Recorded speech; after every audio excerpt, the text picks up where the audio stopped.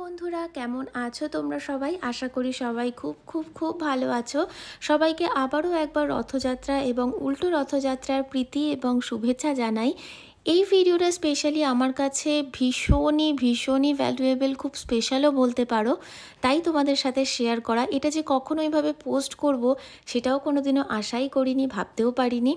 তো যাই হোক, উল্টো রথের দিন আমি আমার বাড়িতে রাধা মাধবকে স্থাপন করেছিলাম আর তার সাথে প্রতিষ্ঠা করেছিলাম আমার দুই গোপালকে। এরা তিনজনেই আমার বাড়িতে একদমই নতুন অতিথি। তিনজন নয়, চারজন। এরা একেবারেই আমার বাড়িতে নতুন অতিথি। এরা আসার পরে সম্পূর্ণ নিয়ম নিষ্ঠা মেনে আমি এদেরকে আমার ছোট্ট সিংহাসনে স্থাপন করেছিলাম। প্রথমেই আমি সবাইকে পঞ্চদ্রব্য দিয়ে স্নান করাই, নিয়ম মতো, যেটাকে বলে দুধ, দই, চিনির শিরা, ঘি এবং মধু আর তুলসী পাতা। এই সবটা দিয়ে সবাইকে ভালোভাবে স্নান প্রথমে আমি কমপ্লিট করাই। আর উল্টো রথের দিন আমাকে হেল্প করার জন্য আমার বোনও আমার বাড়িতে এসেছিল।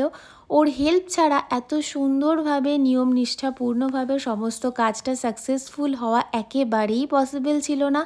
ও হেল্প করেছে বলেই এটা সম্ভব হয়েছে। সবাইকে খুব সুন্দরভাবে স্নান করাতে পেরেছি, করিয়ে তারপরেই সবাইকে সুন্দরভাবে শৃঙ্গার করানো হয়েছে। তোমাদেরকে এক এক করে সবার শৃঙ্গার দেখিয়ে দেব। এত সুন্দরভাবে যে তোমরা দেখতে পাচ্ছ না সাজানো হয়েছে, এটা কিন্তু আমার বোনেরই করা। বোন সবাইকে ভীষণ যত্ন সহকারে সুন্দর করে পোশাক, জামা কাপড় এবং গয়নাগাটি সমস্তটা ম্যাচিং করে পরিয়েই কিন্তু রেডি করেছিল। আর দুই গোপালকে দেখতেও এত সুন্দর লাগছিল, সেটা তো বলে বোঝানোর মতনই নয়। স্নানের পরে নিয়ম অনুযায়ী সবাইকে দর্পণ দর্শন করাতে হয়। তাদের শৃঙ্গার কেমন হয়েছে প্রভু সেটা নিজের চোখে দেখতে চান।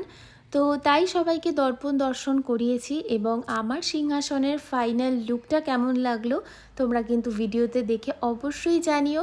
রাধা মাধবকেও কিন্তু ভীষণ সুন্দরভাবে সাজানো হয়েছিল। আমার অনেক দিনের স্বপ্ন ছিল এরকমভাবে রাধা মাধবকে আমি আমার সিংহাসনে রাখবো, নিজের সাধ্য সামর্থ্য মতন সেবা করব। সেই স্বপ্নটা ফাইনালি এত দিন পর ফুলফিল হয়েছে। আমি সত্যি ভীষণই খুশি। ভিডিওতে দেখে তোমাদের যদি কোনো প্রোডাক্ট সম্পর্কে কোনো কোয়ারিজ থাকে তোমরা অবশ্যই আমাকে কমেন্ট সেকশনে জানাতে পারো।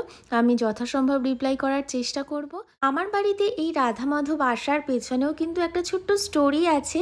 আর বাকি সমস্ত মূর্তিগুলোকেও কিন্তু আমি অনেক খুঁজে পেতে তবেই কিনেছি।